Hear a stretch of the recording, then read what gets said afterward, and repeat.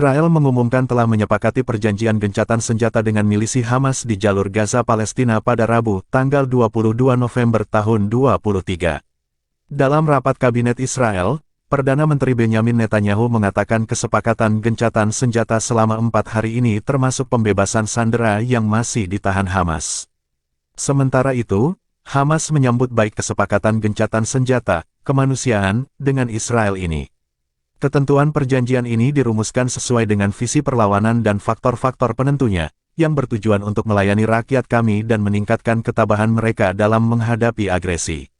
Dalam pernyataan itu, Hamas juga mengonfirmasi bahwa gencatan senjata akan berlangsung selama 4 hari. Tapi belum jelas kapan gencatan senjata akan dimulai lantaran Israel masih terus menggempur jalur Gaza sampai hari ini. Israel bahkan memerintahkan Rumah Sakit Indonesia di Gaza untuk dievakuasi dengan mengancam akan menggempur fasilitas kesehatan itu dalam 4 jam ke depan. Sementara itu, Hamas membeberkan detail gencatan senjata versi mereka.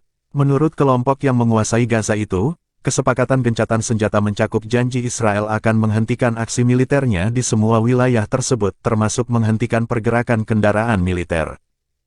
Israel juga diminta mengizinkan akses ratusan truk yang membawa bantuan kemanusiaan termasuk pasokan alat medis dan bahan bakar ke Gaza. Dikutip Al Jazeera, drone di Gaza Selatan juga akan berhenti beroperasi selama gencatan senjata berlangsung. Penggunaan drone juga akan berhenti di utara Gaza selama 6 jam per hari, antara pukul 10 hingga pukul 16 waktu setempat selama 4 hari. Gaza Utara dan Selatan memang menjadi target gempuran Israel sejak agresi berlangsung tanggal 7 Oktober lalu. Selama masa gencatan senjata, Israel berkomitmen untuk tidak menyerang atau menangkap siapapun di seluruh wilayah jalur Gaza.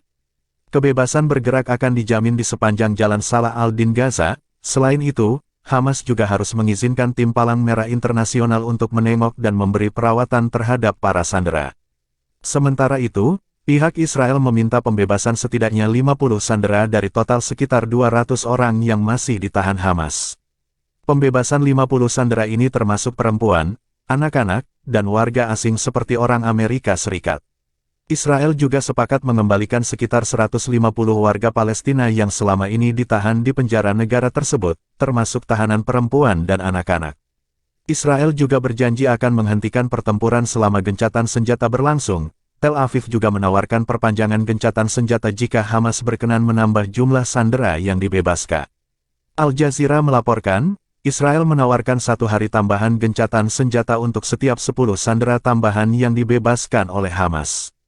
Meski begitu, kesepakatan gencatan senjata tidak serta-merta membuat perang antara Israel dan Hamas di Gaza berhenti.